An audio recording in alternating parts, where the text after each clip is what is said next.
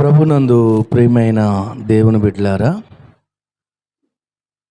చేరి వచ్చిన మీ అందరికీ ప్రభు అయిన యేసుక్రీస్తు వారి నామం పేట వందనాలు తెలియజేస్తున్నాను.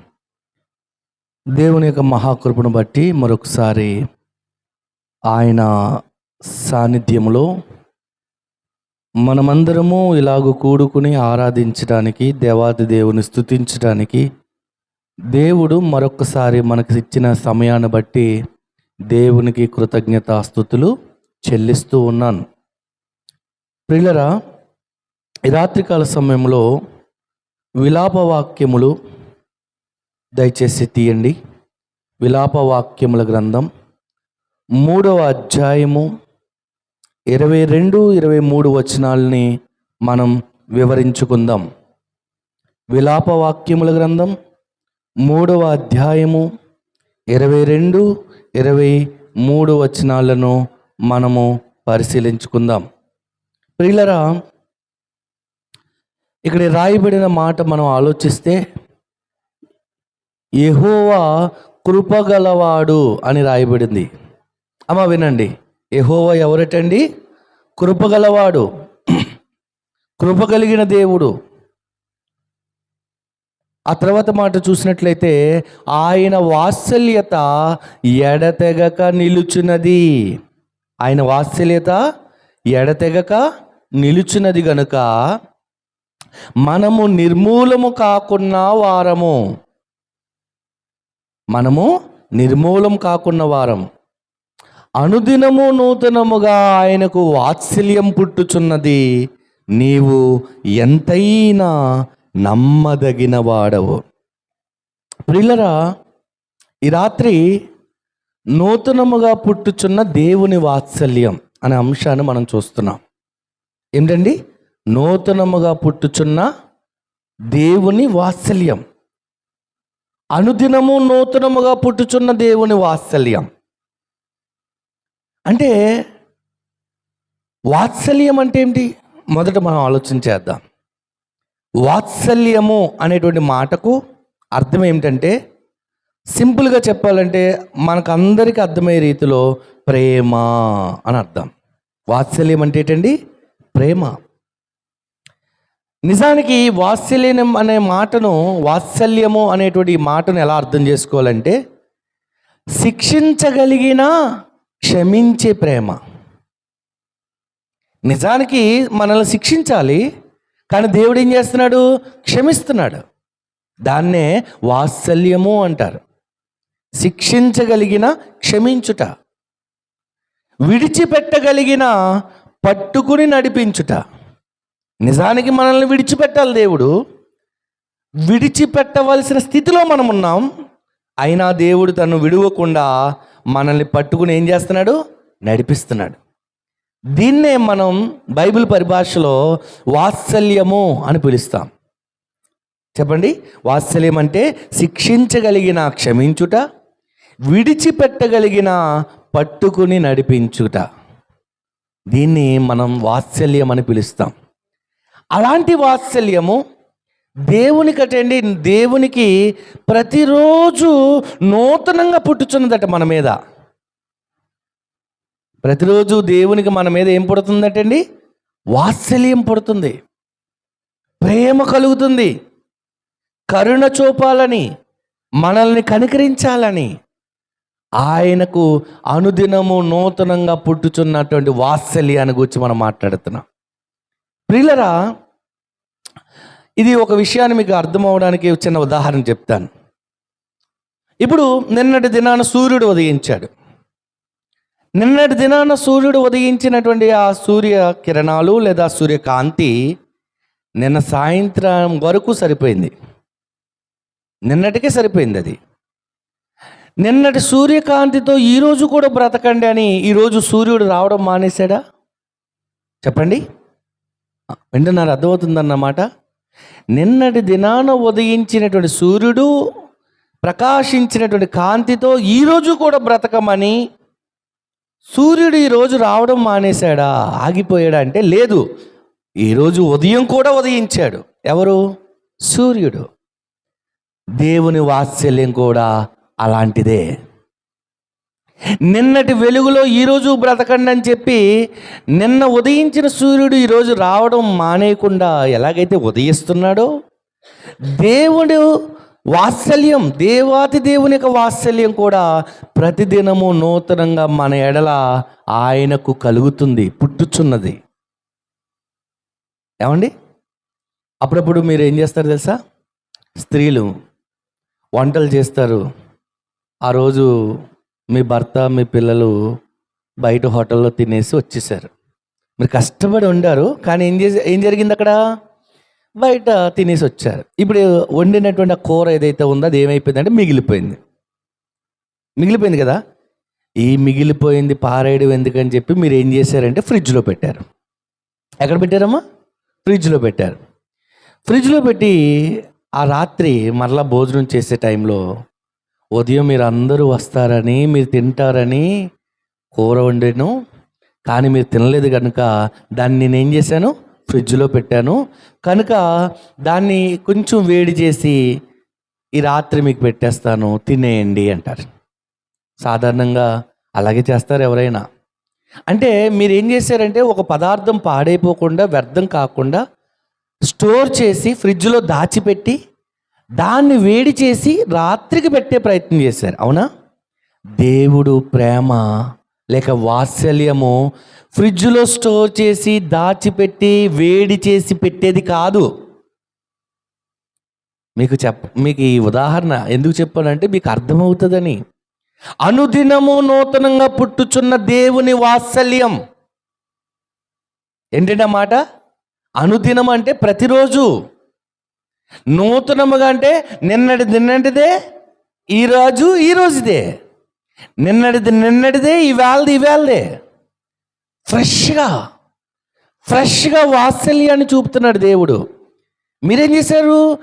ఫ్రిడ్జ్లో పెట్టింది వేడి చేసి పెట్టడానికి ప్రయత్నిస్తే దేవుడు ఫ్రెష్గా పెట్టాలని ప్రయత్నించాడు. ఫ్రెష్గా ఇవ్వాలనుకున్నాడు కృప, ఫ్రెష్గా వాత్సల్యాన్ని చూపాలనుకున్నాడు. అది దేవుని ప్రేమ. అది ఎవరి ప్రేమ చెప్పండి? తన పిల్లల ఎడల దేవుడు చూపిస్తున్నటువంటి ప్రేమ. అనుదినము నూతనంగా పుట్టుచున్న వాత్సల్యం. ఇది మీకు అర్థం కావడానికి ఇంకో ఉదాహరణ చెప్తాను. మోటార్ వేస్తే ట్యాంక్ నిండుతుంది. నీళ్ళ ట్యాంక్ ఏమవుతుందమ్మా? నిండుతుంది. ఆ నిండిన ట్యాంక్లో ఉన్న నీళ్లు అయిపోయేంత వరకు వాడుకుంటారు. ఒక్కసారి ట్యాంక్ ఖాళీ అయిన తర్వాత ఇక నీళ్లు రావు. అర్థమవుతుందా ప్రియులారా? మోటార్ వేసాము, ట్యాంక్ నిండింది నీళ్ళతో. ఆ నిండినటువంటి ట్యాంక్లో ఉన్న నీళ్లు ఇప్పుడు మరలా మనం ఉపయోగిస్తున్నాము. ఒక్కసారి ట్యాంక్ ఖాళీ అయితే ఇంక అందులోంచి ఏం రావు? నీళ్లు రావు. దేవుని ప్రేమ ఎలాంటిదంటే నీళ్లతో నింపబడిన ట్యాంక్ లాంటిది కాదు, నిత్యము ప్రవహిస్తున్న నది లాంటిది. చెప్పండి, నిత్యము ప్రవహిస్తున్న నది లాంటిది. ఇక్కడ స్టోర్ అయి ఉన్నటువంటి నీళ్లు కొంత వాడేసరికి అవి ఏమైపోతాయంటే అయిపోతాయి. ట్యాంక్లో నీళ్ళు ఏమైపోతాయండి? అయిపోతాయి. కానీ దేవుని యొక్క వాత్సల్యము తరగనిది, ప్రవాహంలాగా అది ఎప్పుడు ప్రవహిస్తూనే ఉంటుంది. అందుకే విలాపవాక్యములు 3వ అధ్యాయము 23వ వచనం ఏమన్నాడంటే, అనుదినము నూతనముగా ఆయనకు వాత్సల్యం పుట్టుచున్నది. ఏం పుట్టుతుందటండి? వాత్సల్యం. ఆ వాత్సల్యం పుట్టుచున్నటువంటి ఆ వాత్సల్యము గూర్చి మాట్లాడుతూ నీవు ఎంతైనా నమ్మదగిన వాడవు అన్నాడు. చూడండి, నీవు ఎంతైనా. అప్పుడప్పుడు మనకు బాధలు వస్తాయా? బాధలు వచ్చినప్పుడు, కష్టాలు వచ్చినప్పుడు, కన్నీళ్ళు వచ్చినప్పుడు, లేదా ఇబ్బందులు ఎదురైనప్పుడు మన కళ్ళల్లో నుండి ఏమొస్తాయమ్మా? నీళ్ళు వస్తాయి.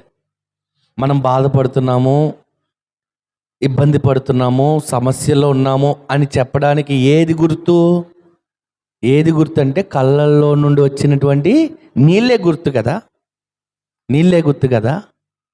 దాని గురించి బైబిల్లో ఒక చక్కటి మాట రాశాడు, చదువుదాం. కీర్తన గ్రంథము 30వ కీర్తన 5వ వచనం. కీర్తన గ్రంథము 30వ కీర్తన 5వ వచనాన్ని చదువుదాం ప్రియమైన వాళ్ళారా. 30వ కీర్తన 5వ వచనం ఏమంటున్నాడు? ఆయన కోపము నిమిషం మాత్రమే ఉండును, ఆయన దయ ఆయుష్కాలం నిలుచును. దేవుని కోపం ఎంతసేపటండి? 1 నిమిషం. దేవుని కోపం ఎంతమ్మా? 1 నిమిషం. ఆయన దయ ఆయుష్కాలం. మానవుడు దీనికి పూర్తిగా వ్యతిరేకం. ఆయన కోపం ఆయుష్కాలం, ఆయన దయ నిమిషం. ఈ మాట ఎవరికి వర్తింపచేయచ్చు చెప్పండి? ఆ మాటను కీర్తన గ్రంథం 30వ కీర్తనలో రాయబడిన ఈ మాటను నేను ఉల్టా చేశాను. దేవుని యొక్క కోపం అట నిమిషం, ఆయన దయ అటండి ఆయుష్కాలం. మనిషి కోపమేమో ఆయుష్కాలం, మనిషి దయ నిమిషం. ఇది మనిషికి దేవునికి ఉన్నటువంటి వ్యత్యాసం.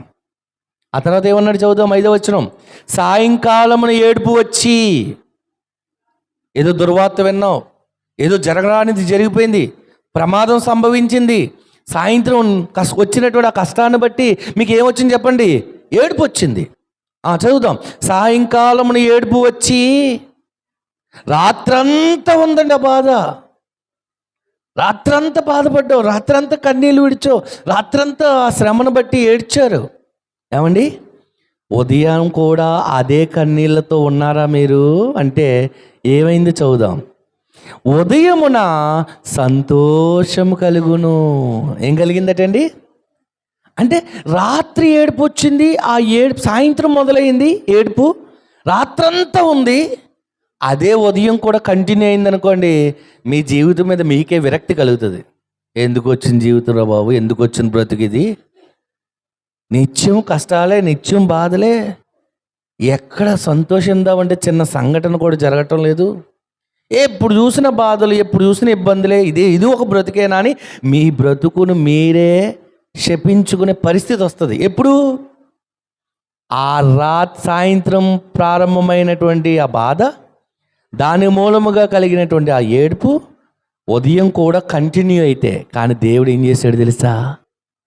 సాయంకాలం బాధ వచ్చింది, రాత్రంతా ఏడుపు ఉన్నది, రాత్రంతా కన్నీళ్ళు విడిచారు, కానీ ఉదయం ఏదో సంతోషకరమైన వార్త విని ఆనందపడ్డారు, కన్నీళ్ళు పోగొట్టుకున్నారు, ఇంకా కన్నీళ్ళు రాలేదు. దేవుని వాత్సల్యం చూడండి, దేవుని ప్రేమ చూడండి. అంటే బాధలు రావు, కష్టాలు రావు, శ్రమలు రావు క్రైస్తవుడు, కానీ దేవుడు ఎక్కడ చెప్పలా. శ్రమలు, కష్టాలు, బాధలు, ఇరుకులు, ఇబ్బందులు, శ్రమలు ఇవేవి రావు క్రైస్తవుడు, కానీ దేవుడు బైబిల్లో ఎక్కడ చెప్పలే. అన్నీ వస్తాయి, కానీ ఉదయాన్నే దేవుని వాత్సల్య కృప మీ మీద ఉంటుంది. చాలదా అమ్మ? చాలదా? చాలు, చాలు. అదే ఏడుపు రాత్రంతా ఉండి ఉదయం కూడా కంటిన్యూ అయితే ఏమో తెలుసా? కొంతమంది అండి ఏడ్చి ఏడ్చి ఏడ్చి చచ్చిపోతారండి. ఒకసారిగా గుండె ఏమైపోద్దండి? ఆగిపోద్ది. బాధ కలిగి ఏడుస్తూ ఆ గుండెలు బాదుకుని ఏడుస్తున్నప్పుడు అదే బాధ నిరంతరం కొనసాగుతుంది అనుకోండి, ఇక ఆ గుండె ఏమైపోద్ది తెలుసు? ఒక క్షణాన ఆగిపోద్ది. కానీ దేవుడు ఆగకుండా ఉదయాన్నే ఏమిచ్చాడేటండి? సంతోషం. ఉదయాన్నే ఏమిచ్చాడు? సంతోషం. అది ఆయన వాత్సల్యం. అందుకే బైబిల్ ఏమన్నాడంటే, విలాపవాక్యాలు మనం చదువుకున్నాం. విలాపవాక్యముల గ్రంథం 3వ అధ్యాయము 22వ వచనం. 22. యెహోవా కృపగలవాడు. దేవుడు ఎవరటండి? కృప కలిగిన వాడు. అర్హత లేకుండా అర్హత కలిగిన దేవుడు కృపనిస్తున్నాడు మనకి. ఆ కృపగలవాడు, ఆయన వాత్సల్యత ఎడతెగక నిలుచున్నది. ఎలా నిలుస్తున్నాడు మన మీద? ఎడతెగక అంటే కట్ అవటం లేదు, ఆగిపోవటం లేదు, మధ్యలో బ్రేక్ ఇవ్వటం లేదు. అపోస్తల కార్యములో ఏమంటే అపోస్తల బోధ యందును, సహవాసమందును, రొట్టె విరుచుటి యందును, ప్రార్థన చేయుటి యందును ఎడతెగక అంటాడు. ఏం చేయొద్దట అంటే అనుదినం ఏం జరగాలి? ప్రార్థన చేయాలి, దేవుని వాక్యాన్ని ధ్యానించాలి, వినాలి. ఏమండి? లేదు అంటే ఆరాధన చేయాలి, దేవుని స్తుతించాలి. ఇది నిరంతరము జరగాల్సిన ప్రక్రియ. అవునా? నిరంతరము జరగాల్సిన ప్రక్రియ.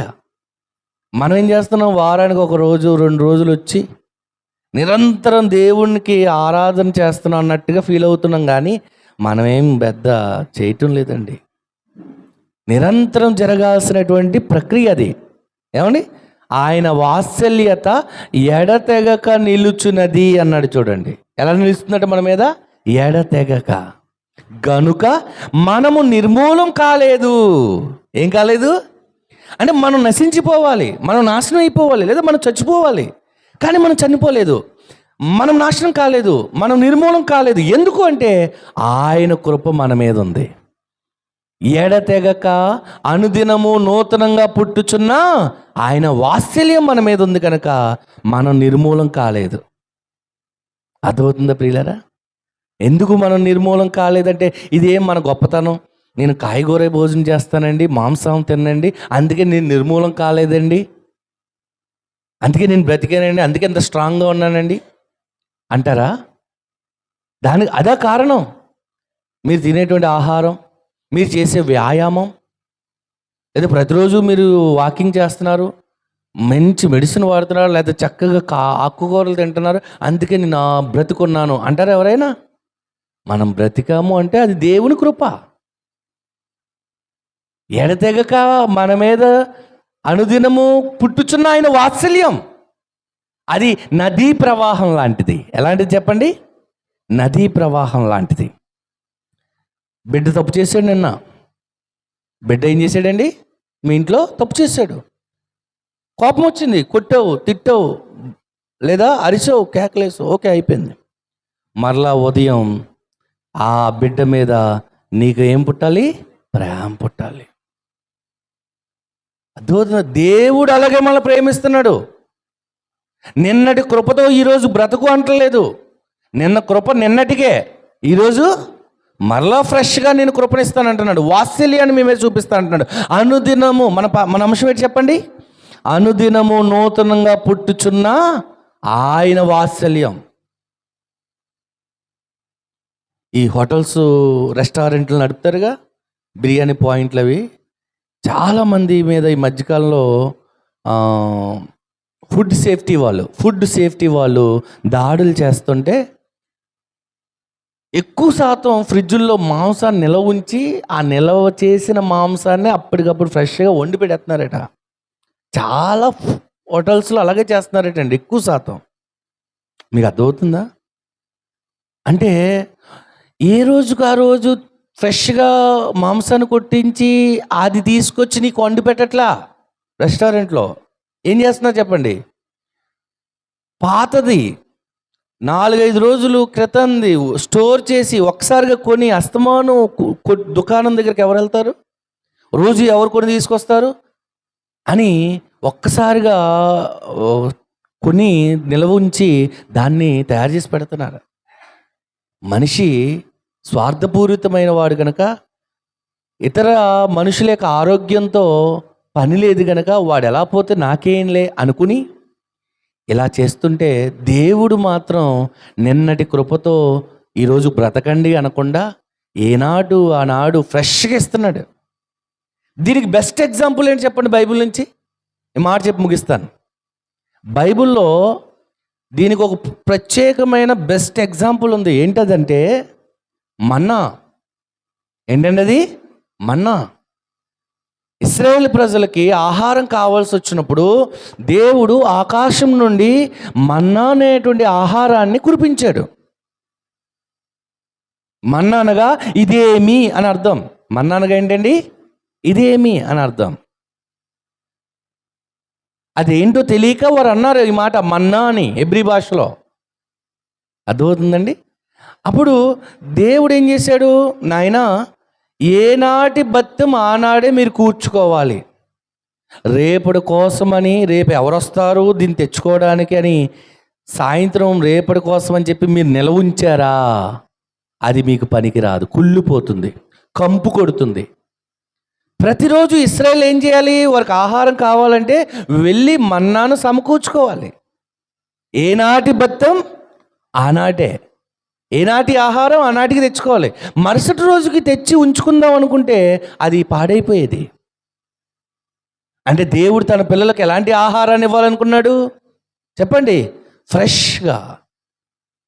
ఎలా ఇవ్వాలనుకున్నాడండి?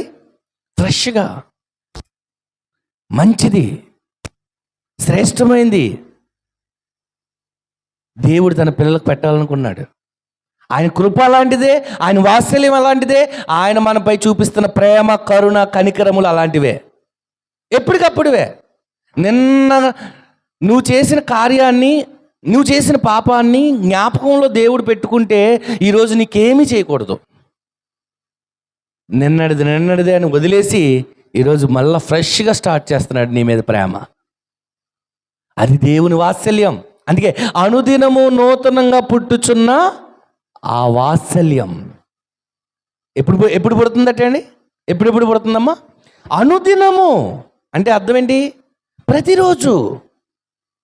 నూతనంగా అంటే పాతది కాదు. దేవునికి మన ఎడల ఏం కలుగుతుందటండి? వాత్సల్యం పుట్టుచున్నది. వాత్సల్యం అంటే ఏంటో చెప్పాను. ఏంటండి? శిక్షించగలిగిన క్షమించుట, విడిచిపెట్టగలిగిన పట్టుకుని నడిపించుట. నిజానికి మనల్ని విడిచిపెట్టాలి, నిజానికి మనల్ని శిక్షించాలి, కానీ దేవుడు పట్టుకుని నడిపిస్తున్నాడు. ఎందుకంటే నిన్నటి కృపతో మనల్ని బ్రతకమనలేదు ఆయన. నిన్నటి కృపతో మనల్ని బ్రతకమనలేదు ప్రియులరా. నిన్న గతం ఎలా ఉన్నా నేటి రోజు దేవుని వాత్సల్యంతో ప్రారంభమవుతుంది. ఉదాహరణకు ఇంకో విషయం చెప్తాను. పరీక్ష ఫెయిల్ అయ్యారు, లేకపోతే క్రికెట్లో ఓడిపోయారు, ఆట నెగ్గలేదు అనుకోండి. కాసేపు మేము క్రికెట్లో ఆట నెగ్గలేదు, ఓడిపోయామని ఓడిపోయామనే ఆలోచన ఏదైతే ఉందో అది మనసులోనే ఉంచుకుని, బాగా ఎవరు ఆడే ఆటగాళ్ళు మనసులోనే ఉంచుకుంటే మరుసటి రోజు మరలా మ్యాచ్ ఆడగలరా? చెప్పండి, ఆడలేరు. ఇప్పుడు నిన్నటి ఆ ఓటమిని వారు మనసులోంచి ఏం చేయాలి?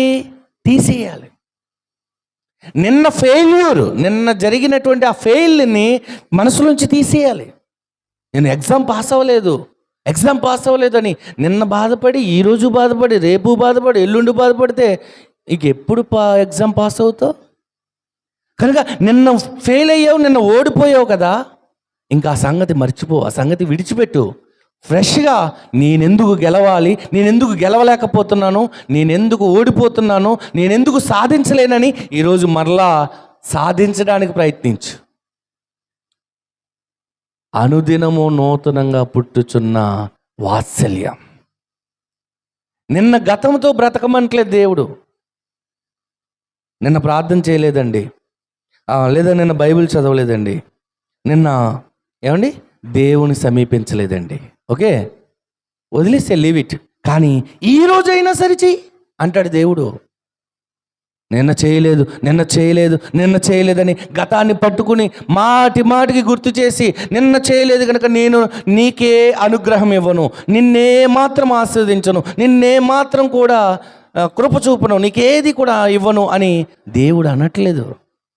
అనుదినము ఎలాగైతే సూర్యుడు వచ్చి ఉదయించి వెలుగునిచ్చి అస్తమిస్తున్నాడో, మళ్ళా రేపు వచ్చి అస్తమిస్తున్నాడో, ఈరోజు వెలుగుతోనే రేపు బ్రతకండి అని అనకుండా ఎలాగైతే ఆయన అనుదినము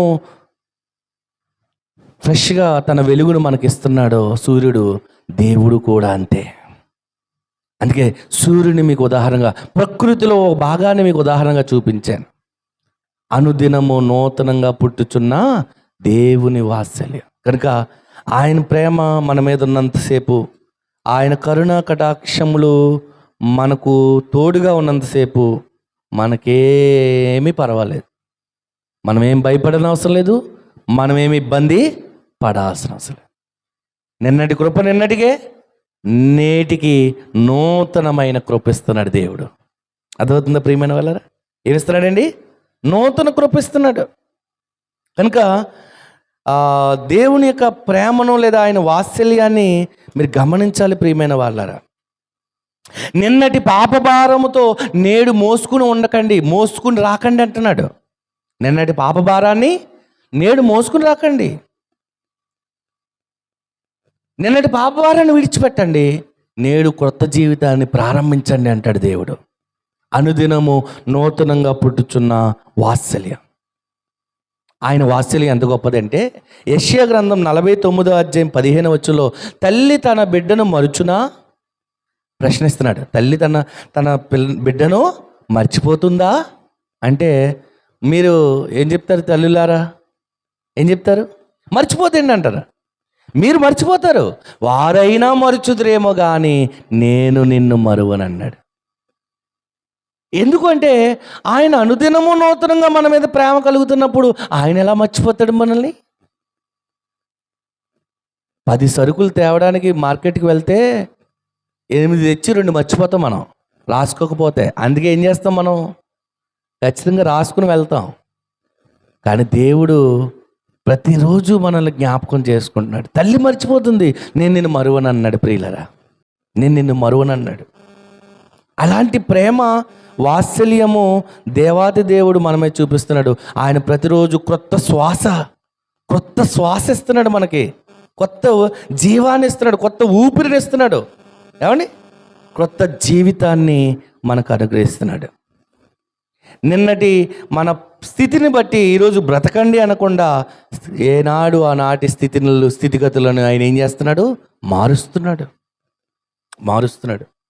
నిన్న ప్రార్థన చేయకపోయినా, నిన్న తప్పు చేసినా, నిన్న ఓడిపోయినా దేవుడు నేడు క్రొత్తగా నీ మీద వాత్సల్యం చూపుతున్నాడు. ఎందుకంటే ఈరోజు చేస్తావని ప్రార్థన, ఈరోజు తప్పు చేయకుండా బ్రతుకుతావని, ఈరోజు ఓడిపోకుండా సాధిస్తావని దేవుడు మన మీద ఏం చేస్తున్నాడంటే తన ప్రేమను చూపిస్తున్నాడు. అర్థమవుతుందా? రోజు రోజుకి మన అవసరాలు మారిపోతున్నాయి. అవునా? రోజు రోజుకి మన అవసరాలు ఏమవుతున్నాయండి?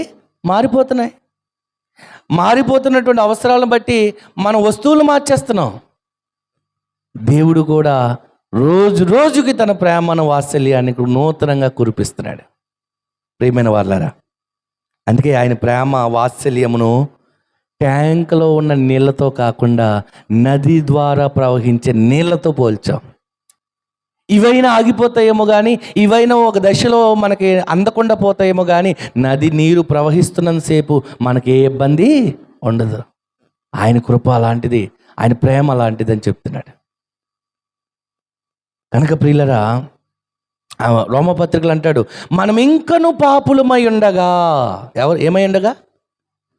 మనం ఇంకను పాపులమై ఉండగా యేసుక్రీస్తు ప్రభు మనల్ని ప్రేమించాడు. రోమపత్రిక 5:8 అంటాడు, మనం పాపులమై ఉండగానే క్రీస్తు మన కొరకు మరణించారు. ఏం చేశారండి? మీరందరూ మంచిగా మారి మీ మనసులు మార్చుకుని మారు మనసు పొందిన తర్వాత మీకోసం నేను ప్రాణం ఇస్తాను అన్నాడా ప్రభు? చెప్పండి, అన్నాడా? లేదు. మనం ఇంకను పాపపు స్థితిలో ఉండగానే ఆయన మన కొరకు మరణించారు అంటే అది ఆయన కృప, ఆయన వాత్సల్యం. మనల్ని నీతిమంతులుగా చేయాలి, పరిశుద్ధులుగా చేయాలి, తనున్న రాజ్యంలో, తనున్న లోకంలోనికి మనం చేర్చాలని, తన రక్తంలో మనల్ని పవిత్రపరచాలని, తాను ఆత్మ మూలంగా, నీటి మూలంగా మనల్ని శుద్ధి చేయాలని, పవిత్రపరచాలని, పరిశుద్ధపరచాలని, దేవుని ఎదుట నిలబెట్టుకోవాలని, ఆయన తన ఎదుట నిలబెట్టుకోవాలని, మనం ఇంకనూ పాపులమై ఉండగానే ఆయన మన కొరకు ఏం చేశారు? ఆయన మరణించారు. ఇందును బట్టి ఆయన ప్రేమ ఎంత గొప్పదో మనకు అర్థం. మనం పాడుతున్నాం అనేకసార్లు పాట, ఏ బదులు ఆశించని ప్రేమ. ఎవరిది? దేవుని ప్రేమ. ఏదో ఆశించి నువ్వేదో ఇస్తావని కాదు, అవసరమైతే నీ కోసం తన ప్రాణాన్ని కూడా ఇస్తాడు, ఇచ్చాడు ఆల్రెడీ. ఏది ఆశించకుండా చేసే ప్రేమ, త్యాగపూరితమైన ప్రేమ. ఎవరిది? దేవుని ప్రేమ, అగాపే ప్రేమ. గ్రీకు భాషలో అగాపే ప్రేమ అన్నాడు. నీ నుండి ఏది ఆశించడు ఆయన. నువ్వేమి ఇవ్వకపోయినా సరే నిన్ను ప్రేమిస్తూనే ఉంటాడు. చెప్పాను కదా, కొడుకును శిక్షించిన తండ్రి నిన్న జరిగిన సమస్యను బట్టి, నిన్న చేసిన ఆ తప్పిదాన్ని బట్టి తండ్రి కొడుకును శిక్షించిన మరుసటి రోజు తన వాత్సల్యాన్ని, తన ప్రేమను ఆ బిడ్డపై ఏం చేయాలి? చూపించాలి. అలా చూపిస్తున్నాడు కనుకనే మనం ఇంకా జీవిస్తున్నాం, చలిస్తున్నాం, బ్రతుకుచున్నాం, ఉనికి కలిగి ఉన్నాం. ఎవరి వలన? దేవుని కృప వలన. కనుక ప్రియులరా, ఆ దేవుని ప్రేమ మనకు అర్థమైతే, ఆ దేవుడు చేసిన త్యాగం మనకు అర్థమైతే, ఆయన మన కొరకు ఇచ్చినటువంటి ఆ యొక్క ప్రాణం ఖరీదు విలువ మనకు అర్థమైతే, మనం ఎందుకు బ్రతకాలో, ఎవరి కోసం బ్రతకాలో, ఎవరిని నమ్మాలో అది అర్థమవుతుంది. కనుక ఒక మంచి నిర్ణయం తీసుకోండి, మంచి ఆలోచనకు రండి. శ్రద్ధగా దేవుని యందు భయభక్తులు కలిగి భక్తి చేయండి విశ్వాసంగా. దేవుడు మిమ్మల్ని దీవిస్తాడు, దేవుడు మిమ్మల్ని ఆశీర్వదిస్తాడు. అటు దీవెన, ఆశీర్వాదం సమృద్ధిగా మీకు కలుగును గాక. ఆమెన్. ప్రార్థన చేసుకుందాం. తల్ల వంచండి.